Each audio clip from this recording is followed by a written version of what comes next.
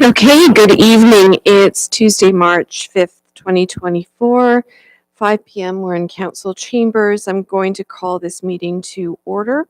We're going to be going into closed session. The purpose of today's in-camera meeting is to address a matter pertaining to litigation or potential litigation, including matters before administrative tribunals affecting the municipality or local board, section 239(2)E, and in order to receive advice that is subject to solicitor-client privilege, including communications necessary for that purpose, section 239(2)F. These confidential items are in relation to OLT 23000729, 65 Ward Street, 36 to 38 Hope Street, and 20 Hope Street. I'd like to ask for mover and seconder to proceed into closed session, moved by Councillor Todd, seconded by Councillor Adam. All in favor? And that is passed unanimously. I'm going to just note that we will provide a rise and report publicly when the public portion of our council meeting resumes later this evening.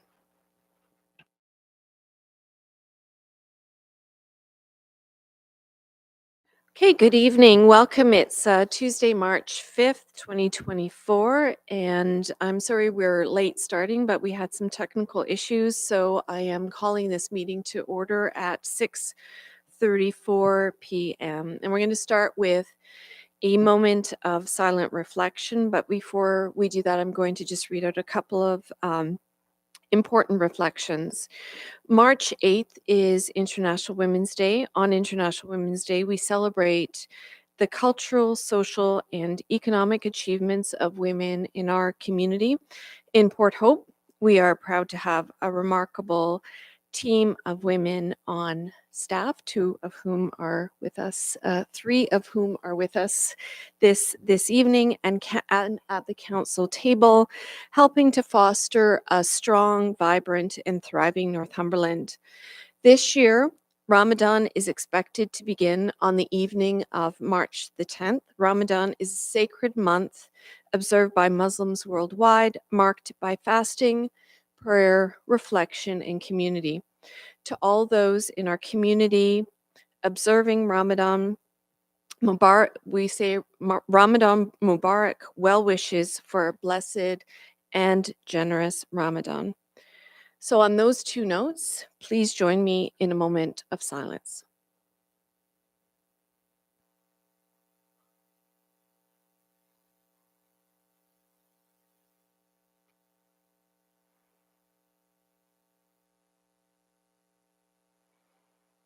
Thank you. Moving on to our land acknowledgement, the municipality of Port Hope exists on the lands of the Mississauga Anishinaabeg traditional territory covered by the Williams Treaties. We honor and recognize First Peoples as right holders and stewards of the lands and waters on which we have the privilege to live, work, and play, including the Ganaraska Forest and River. We pay respect to elders passion by recognizing the United Nations Declaration on the Rights of Indigenous Peoples, strengthening ties with First Nations, Métis, and Inuit peoples, especially those who make their home in Port Hope, and learning from Indigenous ways of knowing and being. We do so by recognizing the past and working towards a shared future. Moving on to item number 2, are there any disclosures of pecuniary interest? I note that none were received prior to tonight's meeting. Seeing none. Moving on to item number 3. Earlier today, Council passed a motion to proceed into closed session at 5 p.m. to consider business as permitted under the Municipal Act as listed on today's agenda. This motion was passed in a public session streamed live and was in accordance to our closed meeting policy. And I will be providing a rise and report later on in the agenda, or can I do it actually at this point? Okay. Okay, sorry? Okay, yes, so I will be doing it in section 4 then, rather than now. I could do it now, but anyway. Section number 4, I will then subtitle with business arising from closed session. So Council approved the previous special closed meetings, minutes from February 20th, 2024. That was the last time that we met in closed session. Council also discussed items pertaining to litigation or potential litigation, including matters before administrative tribunals affecting the municipality, Section 239(2)E, and in order to receive advice that is subject to solicitor-client privilege, including communications necessary for that purpose, Section 239(2)F. This is in relation to OLT 2300729, 65 Ward Street, 36-38 Hope Street, and 20 Hope Street. The municipality is committed to providing timely information to the public as this matter proceeds through the Ontario Land Tribunal, while also recognizing it is not always practical or advisable to share confidential legal advice or direction to legal counsel. As previously noted, Southbridge's legal counsel is asking the Divisional Court for permission to appeal the motion decision recently received from the Ontario Land Tribunal, issued February 20th, 2024. The Ontario Land Tribunal has granted the request by Southbridge to adjourn the hearing scheduled to commence on March 6th, 2024, regarding the heritage permit application to demolish the 3 buildings at 65 Ward Street. Until this appeal is dealt with at the Divisional Court, the OLT hearing is not proceeding. During this evening's closed sessions, staff and legal counsel provided an update on this matter to council, and in return, further direction was provided to staff and legal counsel. Members of the public are encouraged to subscribe to the current heritage permit applications page on porthope.ca to receive written updates as this complicated matter progresses. Moving on to item number 5, announcements, updates, and recognitions. And I'm going to start with a very important rescue we had in our community, the FES rescue. I want to take a moment to share a recent incident that had a very positive outcome thanks to the staff and courageous actions of our Port Hope Fire and Emergency Services firefighters. Towards the end of February, our firefighters responded to a call for assistance involving 2 anglers who had disregarded warning signs and ventured into the rocks at the end of the West Pier. Unfortunately, the freezing temperatures had caused the water on the rocks to turn into ice, leaving the anglers stranded and unable to return to safety. Without any hesitation, our firefighters sprang into action, risking their own lives to rescue the stranded individuals. Utilizing a rapid deployment craft, they successfully brought the anglers back to safety. This incident serves, and I'm going to underscore this, as a reminder to all of us about the importance of water safety, especially as we transition into spring. While the warmer weather may beckon us to explore our lakes and rivers, it's crucial to really remain vigilant and safe, as the water temperatures can still be dangerously cold. I want to extend my heartfelt appreciation from myself and our council and our community to our dedicated firefighters for their bravery and professionalism during this rescue operation. Their commitment to serving and protecting our community is truly commendable.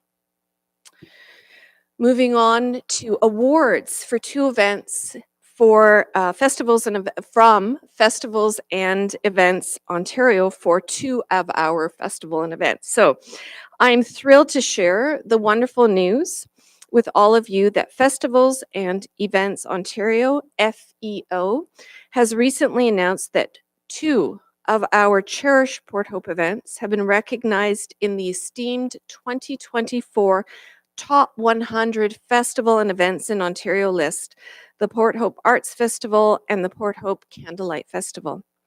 I want to extend my heartfelt appreciation to the dedicated municipal staff teams who work tirelessly behind the scenes to develop, to promote, and execute these events. Your hard work and commitment have played a significant role in earning this well-deserved recognition. To all of our residents and supporters, thank you for your continued enthusiasm and participation in making these events successful. Let's continue to embrace and celebrate the spirit of Port Hope together as a community. And a couple of other updates that I wanted to share with you is that as many of you know from our last meeting, that Rotary Port Hope hosted a fundraiser on Saturday evening, and the fundraiser was in support of the walk-in clinic for Port Hope, but also extending to the entire community of Northumberland County. And at that fundraiser, I was able to make the formal announcement that the county has agreed to sign the lease for the Port Hope Clinic starting on April 1st. And the goal is to then start the operations of the clinic as quickly thereafter as possible. The event was a huge success. It was sold out. But I think what was a particularly proud moment for those of us who attended from council is that every single member of this council contributed to the event, and in particular contributed to the live auction at the event. And it was a show of support and a show of how community and council can really work together. And I really want to thank the Rotary, and in particular the co-chairs, Drina and Steve, for doing such a fantastic job, and to my colleagues for so generously really putting forward their ideas and their time and auctioning themselves off in some instances. So we're all going to be in for some cooking and some activities and some other fun to help the community and to help with the walk-in clinic. Second announcement I want to make is that Northumberland County Council will be having a special meeting. It's been called for tomorrow, Wednesday, March 6th at 2:30 p.m. And we're going to be reviewing at that meeting the impacts to homelessness services of an emergency care, establishing licensing bylaw recently adopted by the Cobourg Municipal Council and directed to come into force and to take effect as of March 28th. And this is, of course, pertaining through to 310 Division Street in Cobourg, which we've talked about at this council table previously. And it's going to be both a combination of an open and closed session tomorrow. Do any other council members have any announcements or updates that they would like to share? Councillor Adam. Thank you. And first off, I want to thank you for bringing up the Rotary event. It was an incredible event that did take a lot of time and effort by the Rotarians, and Steve and Drina did an incredible job. So thank you, and thank you to the community for supporting it as much. I just wanted to take a quick little moment just to have a final call for submissions for the Civic Awards. That does end on Thursday, the 7th. So if you have anybody that you know that has been contributing to our municipality through volunteerism, please go onto the Port Hope website and maybe submit a nomination. Thank you. Councillor Adam, do you know if we've had a good number of nominations put forward to date? Thank you. We do have a bunch, but I don't have a tally today. A lot of nominations tend to come in on the last few days, so I don't know what it's looking at today. Last week, we did have a couple of categories that still needed to be filled up, but so far so good. Anyone else have anything that they would like to share? Okay. So moving on to item number 6, presentation 6.1, Chief Tim Farquharson, Port Hope Police Service regarding proceeds of crime, frontline policing 2023 to 2026 grant. Verbal update. I'm not seeing the chief in the audience, so I'm assuming that somebody's going to be presenting in his stead. So can I please ask Tammy for you to come up to the podium, and perhaps you can just formally introduce yourself and then proceed with the presentation. Sorry. Thank you. Good evening, Mayor. Good evening, Town Council and members of the Port Hope area. I'd just like to say a little bit about the grant. We are very grateful that we applied and were accepted, which was amazing for the 3-year grant. Our grant is going to consist of levels of parents, partnerships, and community partners, and obviously students. Our name of our grant, we've consisted and called as a partner, KEET is consent and knowledge is power. And our first presentation is going to take place. It is a parent night. It's going to be March 27th, 2024. It's going to be at the Town Park Rec Center. Starting at 5 p.m., we are going to offer dinner. It's going to be Gus's Grill to Go. The parents can drop off their children. We are offering free childcare so that parents can come and make sure that their children are well looked after, have a great presentation, and also have a dinner. We will be offering food for the children as well and snacks. We have, like I said, partnered with the Town Park Rec Center, Rebound Child and Youth Services from Cobourg, Victim Services, Northumberland, and the Port Hope Health Unit. All our services are going to be combined. We are going to, like I said, offer another one in the fall, which is going to be a community partner, one where we can open it up as well to the public, and students will be offered these services throughout the 3-year term. And we are going to change up and have a lot of great speakers come and speak on this behalf. Our topic of conversation that we did pick, out of the 3, we picked safety, school safety. And we believe right now that there is a lot of internet safety going around, and we need to make sure that parents, as long as everybody else, is well educated on what is out there, what is changing daily on a daily basis, and what we can do as a community to keep our children, our people, and even our seniors safe. So thank you for this opportunity, and we look forward for the next 3 years. Thank you. Thank you very much for that very important update. Congratulations. And we really appreciate the work that you're doing for this community to keep everyone safe on, in such a complex environment, and also with just moving targets constantly in this space. So thank you very much for that update. Does anybody have any questions or comments regarding the presentation? Okay. Yes, Councillor Lass. Thank you for the presentation. And we all know that policing is a challenge, and it's reaching out to areas that we never thought we'd be involved in 20 years ago. So it's the reality of the times, and it's wonderful. Keep those cards and money coming. Thank you.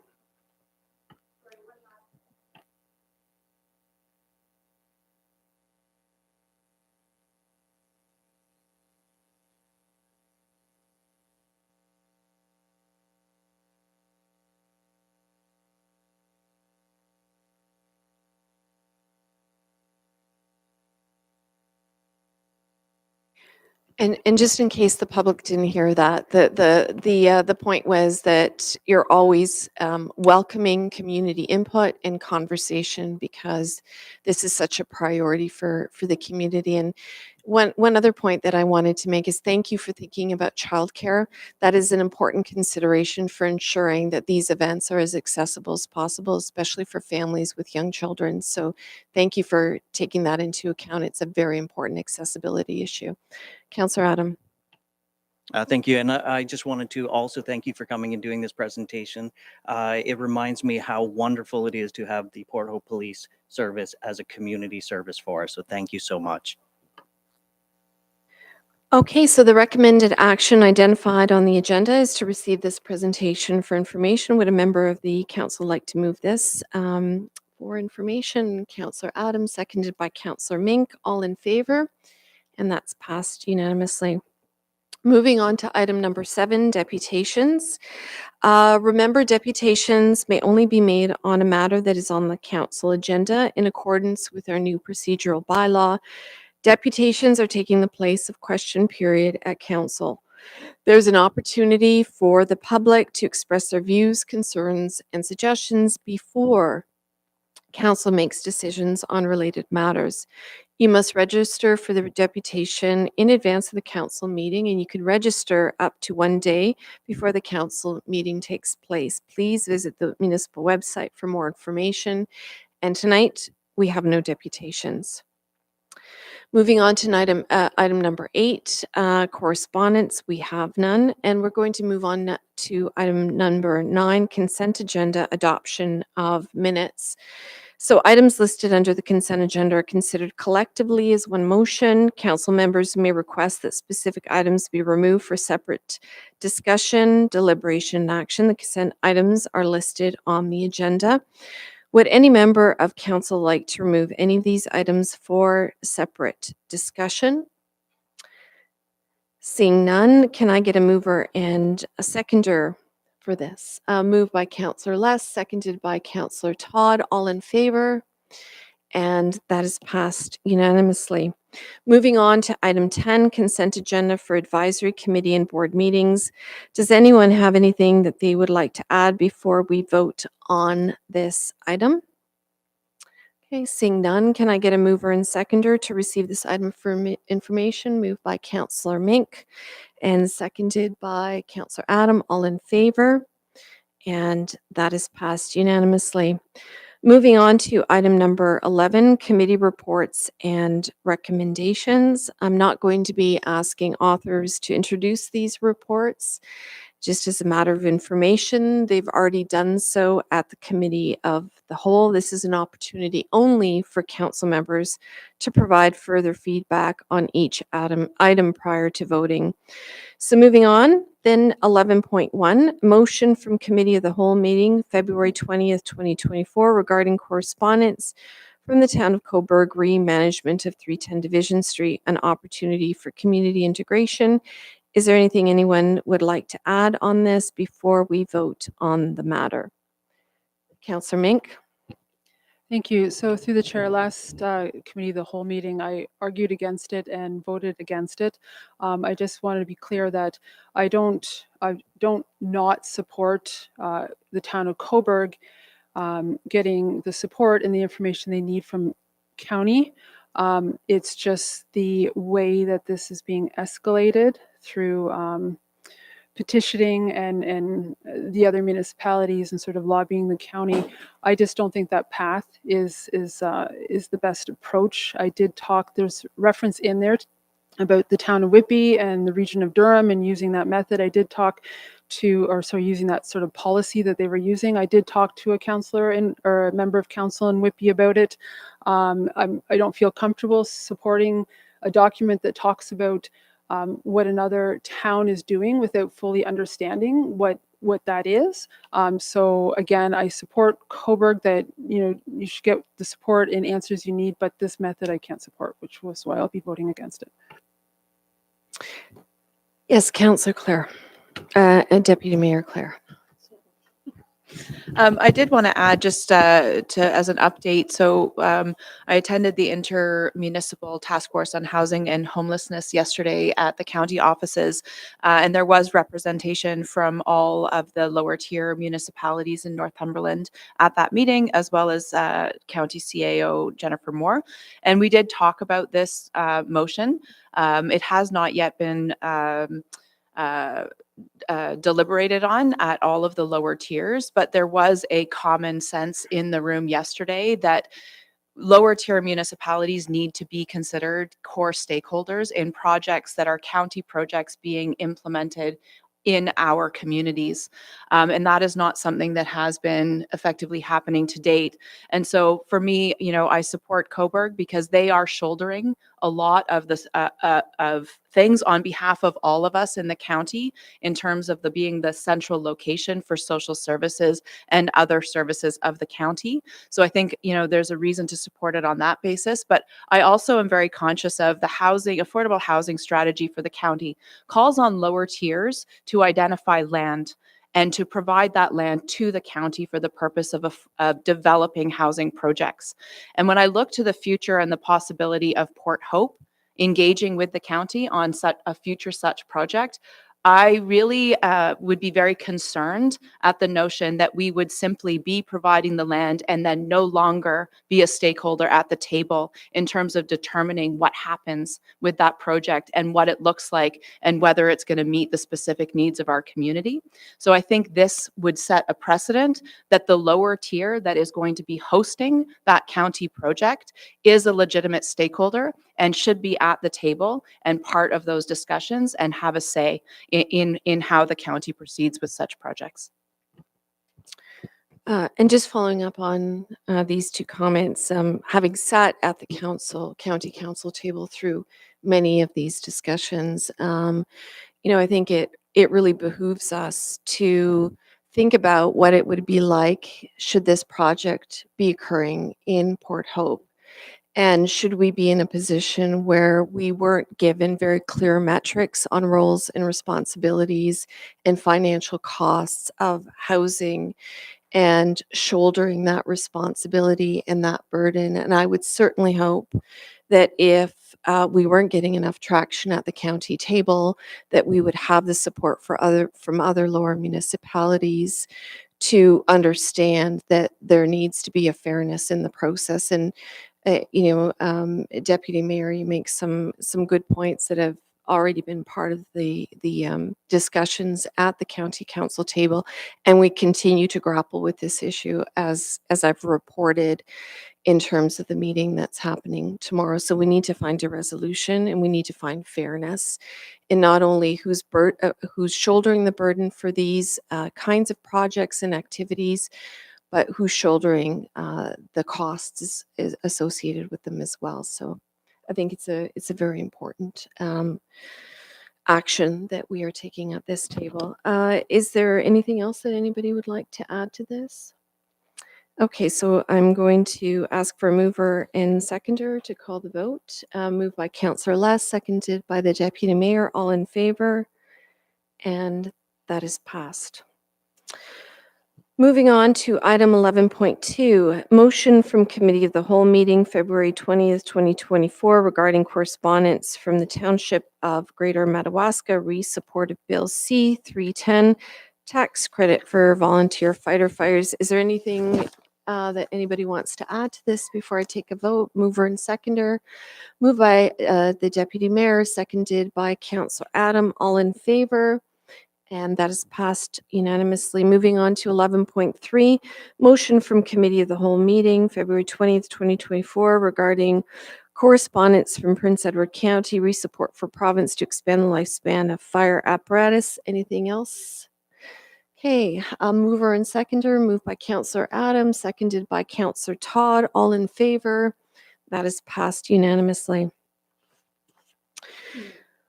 Moving on to item 11.4, motion from Committee of the Whole meeting, February 20th, 2024, regarding report FS03 2024 re 2023 council expenditures. Anything else to add to this? Okay, a mover and seconder, moved by the Deputy Mayor, seconded by Councillor Adam. All in favor? Thank you. That is passed. 11.5, motion from Committee of the Whole, February 20th, 2024, regarding presentation the exciting 2025 budget roadmap. Anything, just checking if everyone's still with me. Anything further that anybody would like to add to that? Okay, can I get a mover and seconder? Moved by Councillor Mink, seconded by Councillor Todd. All in favor? And that is passed unanimously. 11.6, motion from Committee of the Whole meeting, February 20th, 2024, regarding report FS0424 re 2023 grant funding applied and awarded summary. Anything further?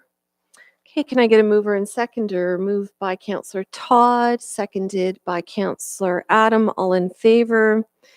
Thank you. That is passed unanimously. 11.7, motion from Committee of the Whole meeting, February 20th, 2024, regarding report PD 0624 Rural Roles Program. Is there anything further anybody would like to add? Councillor Mink.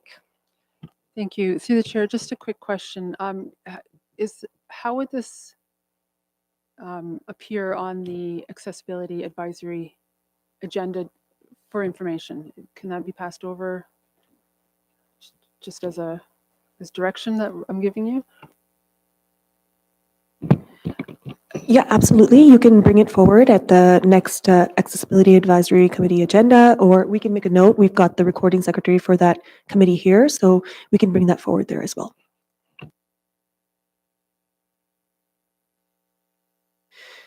So can I get a mover and seconder for this? Moved by Councillor Todd, seconded by Councillor.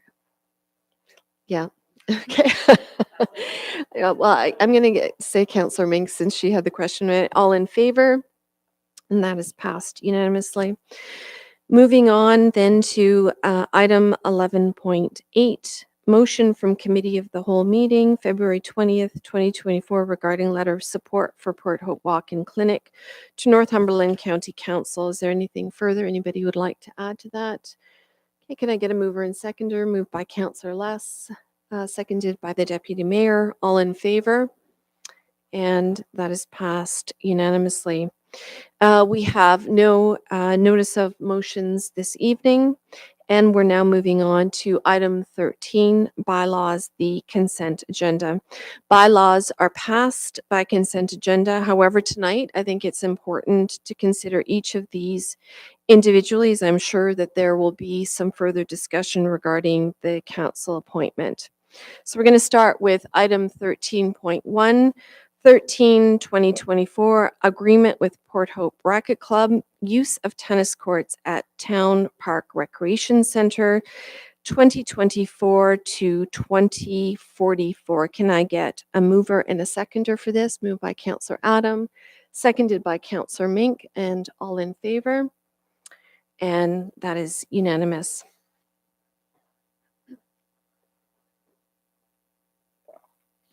Moving on then to item 13.2, 2024, appointment of Daryl Toms to position of Councillor Ward 2. So this is in relation to a motion that was passed at the Committee of the Whole meeting on February the 20th. So before we move on to a vote, I'm going to ask whether or not anybody would like to share any further perspectives or thoughts on the matter. I'm going to start by just making a few comments before I turn it over to my colleagues. So I think there's just a couple of things that, well, actually maybe about 3 things that are worth noting and emphasizing to the public. So all the options that were in front of us at the Committee of the Whole meeting are set out by the Municipality Act, and the province has vested certain powers in our council to consider all the possibilities that were laid out in the staff report presented to us. And the information was shared to us by the clerk on what other municipalities have done when faced with a vacant council seat. In particular, we heard information about what other municipalities of a similar size have done when faced with similar challenges, and the majority have moved with an appointment process. It's also true that actually at our last county meeting at Northumberland, I was apprised of the fact that when our neighboring municipality, Cobourg, was faced with similar vacancies, in fact, 3 times in a row, they opted for an appointment process. So the last 3 vacancies were filled through, in fact, an application process. The other point that I think that's important to make, which I made at our last Committee of the Whole meeting, is that the position held by each member of this council is that the Ward 2 empty council seat needs to be filled by a Ward 2 constituent. This position is unanimous and unequivocal. Since the February 20th council meeting, the Committee of the Whole meeting, where we discussed and debated the decision that we made, we have continued to hear from the public quite a lot. And I want to thank the public for their engagement and for their interest. This is a very promising trend for our community. At the same time, through the clerk's office and through other discussions with my council members, the public has not provided the council with a clear direction since the committee of the whole meeting in terms of preferences. And so this is truly an instance where hard decisions have to be made, and hard decisions are hard to make. Hard decisions are central to democracy, and it is our responsibility as a council to take those decisions. And we know that when politicians make hard decisions, this does not automatically transfer to citizen acceptance or support of those decisions. But nevertheless, we have to make those decisions, and we have to make those decisions in a way that are good for the community, good for the municipality, and also as united as a front as possibly can be. So with those opening comments, I'd like to open it up to any other council member that would like to further speak to the bylaw that we have in front of us. Councillor Less. I'm going to have to read this because it's a little bit lengthy. In the last couple of weeks, I've had a number of conversations with rural residents, and I've received quite a few emails about how to fill the vacant councillor seat. I do contend the opportunity that appointing the third place candidate is a viable route for some. Any form of by-election or application process may result in the same result. My dilemma is, was the rural voice expressed at our recent election a one and done decision? If so, what rationale is there for having a do-over? In my mind, the Municipal Act allows for a by-election appointment or an application process. We'll never know what the correct route is and what the will of the majority of the residents or the electorate is unless we carry out either an application or a by-election. I favor the application process because it's quick, it is relatively inexpensive, it allows the electorate to voice their opinion, it allows council who you've elected to give you leadership as to their input to a candidate. But that motion was defeated and I can't bring it up again. So that leaves me to believe that by-election is the best process. Thank you, Councillor Les. Would anyone else like to make any comments? Councillor Mink.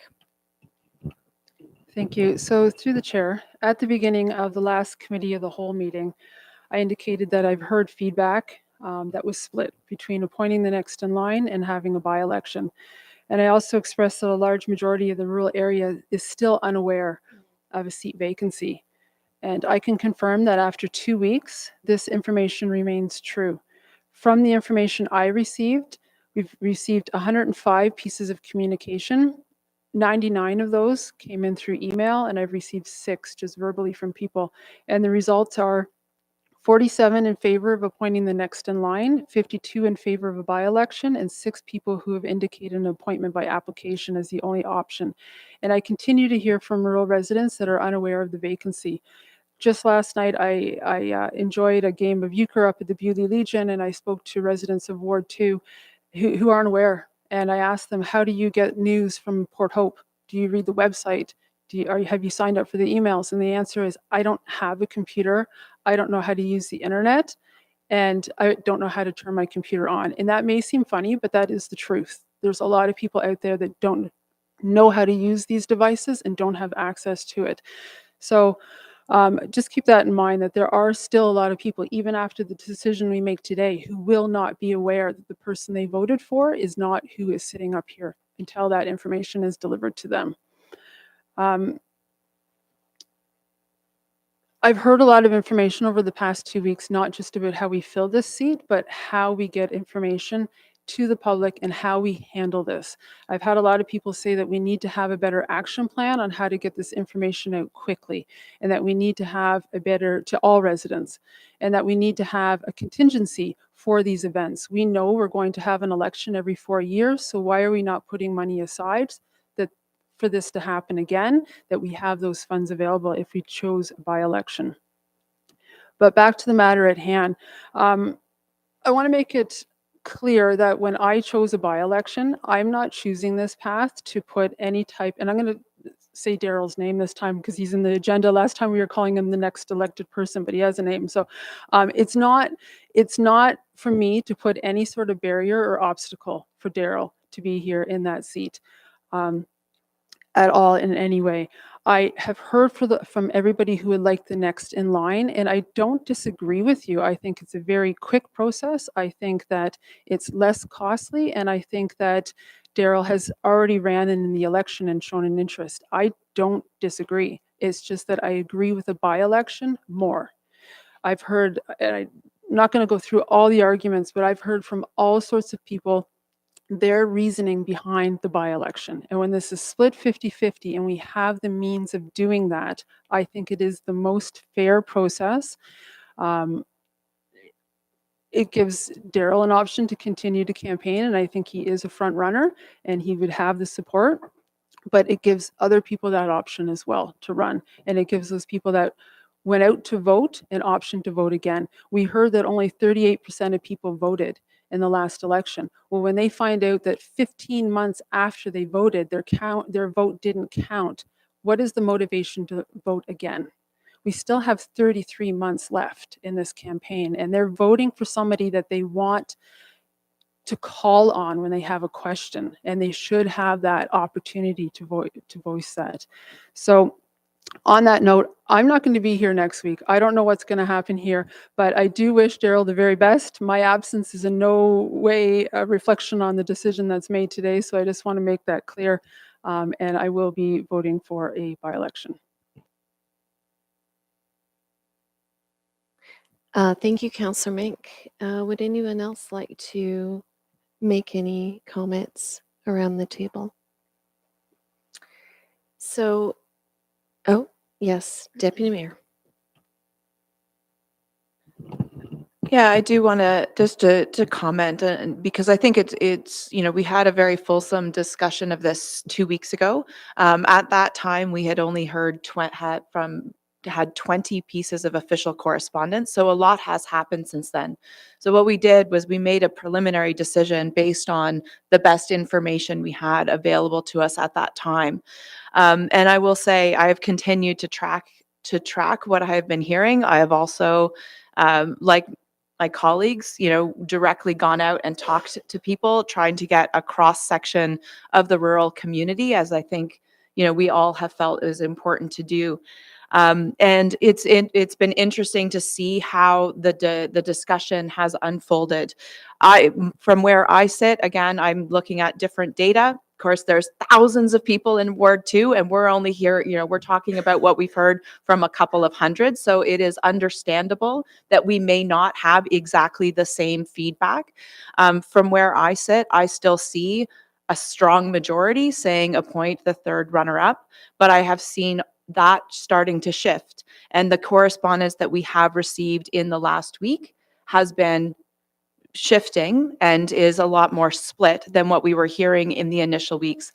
I don't think that it is, it's hard to know what that means. It's hard to know if it's just the word getting out more, if it's hard to know whether that means people are reflecting further and having second thoughts. I think for me, I would be comfortable, I think, upholding the decision that we made at the last meeting, at the committee of the whole meeting, because I haven't been overwhelmed with feedback that that was the wrong call. Those of you who were in the room 2 weeks ago know I did say, if you think we got it wrong, let us know. You have 2 weeks to get in touch, and some have, but it hasn't been an overwhelming voice coming from the rural community saying we got it wrong, but it has been a lot more nuanced than it was in the weeks leading up to that decision, and I can see that. So I'm interested to hear what other members of council have been hearing and where your thoughts are. Thank you, Deputy Mayor. Yes, Councillor Adam. Thank you. I'll keep this nice and short and sweet here. I was very clear that the by-election is my number one, as it is a democratic process. I was defeated on that motion, so I'm just going to leave that as is. My second, as Mr. Toms is here right now, so I'd like to use his name this time too. But he did run for the election, and I'm going to stay with that unless a different motion comes forth. So thank you. Thank you, Councillor Adam. Yes, Councillor Todd. Right, thanks very much. Yeah, I think we had a very fulsome discussion. If anyone happened to watch the tapes, or if you happen to be here live and in person, there was a very fulsome discussion that went on. I think stand by. It makes sense. I also looked at the correspondence. There was a good amount of correspondence came in. Was in support of the method that we chose. The rest of it was probably in support of a by-election, and then a small fringe that would go otherwise. I came into tonight thinking that unless there is a compelling reason why we would change what we had discussed last time, I don't see a reason to change it. So unless something compelling comes forward, it certainly didn't come forward for me in the correspondence. Thank you, Councillor Todd. So I'm going to just say a few words as well. This goes back to what I said at the committee of the whole meeting when we were debating and discussing all of the options. My goal as chair and as mayor is to try to bring as much consensus to this table as possible with difficult decisions and hard decisions, which I've already addressed. I want to thank my council members for their thoughtful approach to this matter. You've all done so much work, so much contemplation, thinking, reflection, and none of this has been done lightly. And so I really want to acknowledge and appreciate that. I had stated what my initial position was on the matter. I had then talked about the fact that I was trying to bring a compromise to the table, trying to balance the different positions that were at this table. But today my job is to try to bring as much unanimity to this table as possible so we can move forward as a community. So I am going to change my position on the matter, and I will be supporting a by-election. I think that based on the correspondence and the information that I've heard and received, and taking into account Councillor Mink's position at the committee of the whole, my goal is to try to bring this council together on this very important decision. So with that, Councillor Lass. Yeah, I'd like to make a motion that we accept option 2, the by-election as outlined in the Cal report of February 20th. So that was something that you had brought forward, I believe, at the last meeting. No, sorry, not the by-election, right? Oh, sorry. Okay, so there is this is a bit unusual. There is currently a bylaw that is on the agenda for the appointment of Mr. Toms to the position of Ward 2 councillor. So it sounds like instead of considering, sorry, yeah. So instead of considering that, I think that there's a desire to bring an alternative motion and consider that for the by-election, if I'm not mistaken. And if that is the case, there is a few things that you have to consider along with the by-election, because as the report had stated, you would be required to direct staff to proceed with option 2, which would be the by-election. You would have to, pass a bylaw to requiring the by-election to fill the vacancy of the office of ward councillor 2, as noted in Appendix D of Report CS 0324. This bylaw would be passed tonight as Bylaw 14, 2024. So the bylaw that's here would not be passed. This bylaw would be 14, 2024. And then you'd also have to pass a bylaw to authorize the use of alternative voting methods, which are internet and telephone voting, for this by-election, as noted in Appendix E of the report CS03. So that would be passed as Bylaw 16, 2024 tonight. And then the third piece of that would also be that, as stated in the report, we would have to alter the council and committee calendar so that we would have the capacity and the resourcing to be able to have the by-election. So in this case, we would also be asking you to move a motion as part of that resolution, to have that the 2024 council and committee meeting calendar be amended so that we would be moving the May 28th council meeting to May 21st. We'd be canceling the June 4th committee of the whole meeting, and we'd be canceling the hold for the June 11th special council or statutory public meeting. Thank you for that clarification. Yes, Deputy Mayor. Just as a point of order, given that this is a bylaw based on a vote we had at committee, would it not be appropriate for us to first vote on the matter as on the agenda before considering an alternative motion? That is usually that, I would say yes, for the most part. Yes, that's probably what you should do. If this is something that you're not interested in moving forward with, you should be voting on this first before you bring something forward. But so I'll leave that up to the chair and what. I think we should start with the motion that's on the table and do a vote on that before we proceed with anything else. So in terms of item 13.2, 14/2024, appointment of Daryl Toms to position of councillor, Ward 2. Can I get a mover and seconder for that? Moved by the Deputy Mayor, seconded by Councillor Todd. All in favor? And that is defeated. So now we'll, sorry? Yes, and all of those opposed? Thank you, and that is defeated. So then moving on, Councillor Les, did you want to put a motion on the table? Okay.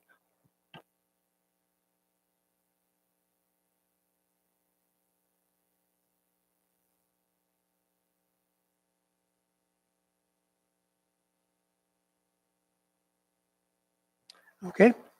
Whereas council considered report CS 0324 regarding method to fill the vacancy for office of councillor, Ward 2, at its meeting on March 5th, 2024. And whereas council determined that the initial direction provided to staff with respect to proceeding with option 1A, appointment from 2022 municipal election candidates, was no longer feasible. Now therefore be it resolved that council directs staff to proceed with option 2, being a by-election to be held in accordance with the Municipal Elections Act, and that the bylaw requiring a by-election to fill the vacancy of office of council, Ward 2, as noted in Appendix D of Report CS 0324, be passed as a bylaw 14/2024, and that the bylaw authorizing the use of alternative voting methods, internet and telephone, in the 2024 by-election is noted in Appendix C of Report CS 0324, be passed as bylaw 16/2024, and that the 2024 council and committee meeting calendar be amended to move the May 28th council meeting to May 21st, cancel the June 4th committee of the whole meeting, and cancel the hold for the June 11th special council or statutory public meeting, and that the clerk be authorized and directed to undertake all actions necessary to give effect to this resolution. Thank you. Councillor Lass, can I get a seconder for that motion? That's seconded by Councillor Mink. Any further discussion, Councillor Mink, and then the Deputy Mayor? Thank you. So with that, I have always, not always, but since I've come here to this table, have felt that a by-election is the best route. I just want to say that 2 days after Chris Collins' resignation was known, Daryl did contact me and say he was interested. And I said to him, happy to hear that. If you want to talk to me, I'm here. And I was sincere about that. And I talked to, when I first found out about the cost of a by-election, my first thought, which I said to a senior management colleague, was, wow, we're not going that route, when I heard the 25,000. But then I heard other points of view, and I'm here to hear other points of view. So at this point, the decision we made, I am feeling very bad for Daryl in this position at this time. I would hate to have spent this past several weeks to have this outcome. So I'm sorry that you are in this position, and I mean that sincerely. That is why I'm saying that at this time. So I do hope that you run. And when I said before we did this, I wish you the best, I'm sincere with that. Thank you for Councillor Bink. That is a very, very important message to be relaying. Deputy Mayor. Yeah, I think, given that the option has been defeated to appoint the third runner-up, my sense from the correspondence and input and conversations that I've had is that a by-election is definitely the next favored option of the ones that we have considered. And it is my hope that those that favored going through the simple appointment process will be able to live with a by-election option, because it does still respect the rights of the voters in Ward 2 to be the ones who determine who fills that seat. So I'm hopeful that we can get united around that, and that it'll be an interesting race and an opportunity to have some really interesting discussions about where we're headed and how Ward 2 wants to be represented at this table. Thank you, Deputy Mayor. And just going back to what I said earlier, I think it's really important to always find ways to bring consensus to this table, and that does require often time and reflection and compromise and a willingness to move off choice 1 and choice 2 in my instance. And it's important for me that we vote together on this issue to move forward in the most productive way. So those will be my final comments on it. We've got a point of order, I think, from our Director Gilmer.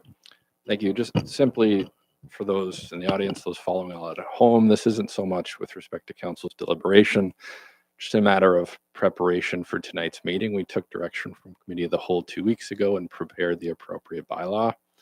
We have a well-prepared clerk who knows that anything could happen and prepared alternative options for not just the bylaw, the appointment of the appointment process, and the by-election. So council's consideration here tonight and their secondary consideration is simply of the fact that we know we have to be prepared for council direction as they see fit.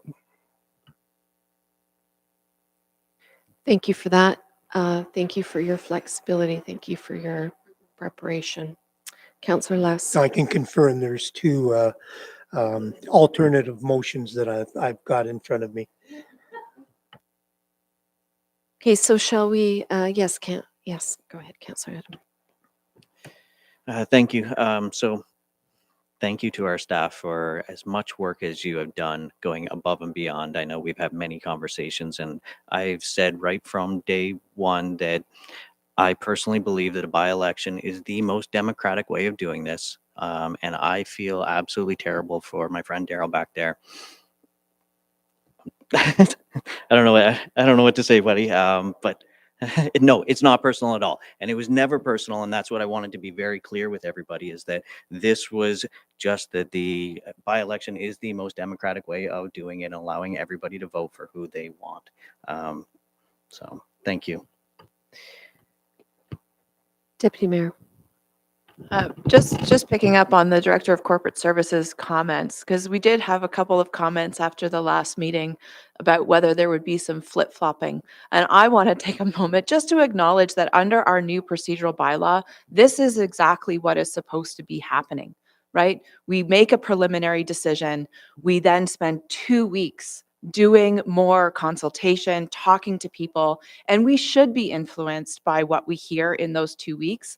And so, when we come to this table and we end up with a different result as a result of that, to me, that is evidence of our new procedural bylaw at work and working well, because it means that we really are doing a proactive and a better job of ensuring that community consultation and input is influencing the decisions that we take at this table. Thank you for that, Deputy Mayor. And I'm just going to say one last thing, and that is just because I've got to get it in here, all 4 options that are available to us through the Municipal Act are democratic, or else they wouldn't be there. They were decided on democratically. They were vested to us in a democratic fashion. They all have both their strengths and their weaknesses. So I just really need to put that out there as a kind of a final point. But I think we have 2 motions that we need to consider. Is that correct? Or can we consider it? It's just one motion. It's just one motion. Yeah. Okay, so Councillor Les has put forward a motion on the table. We've had a seconder on that. Any other further discussion? Okay, at this point then, I will take a vote from the council table. All in favor? Thank you. We have a unanimous decision of this council.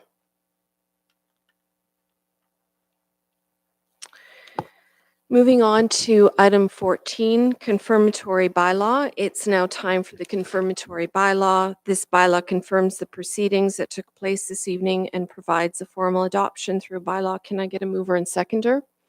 Moved by Councillor Les, seconded by Councillor Adam. All in favor? Passed unanimously. This concludes our business to be covered on today's agenda. We have reached the end of our agenda for today, and I'm in a position to adjourn the meeting at 7:34 p.m.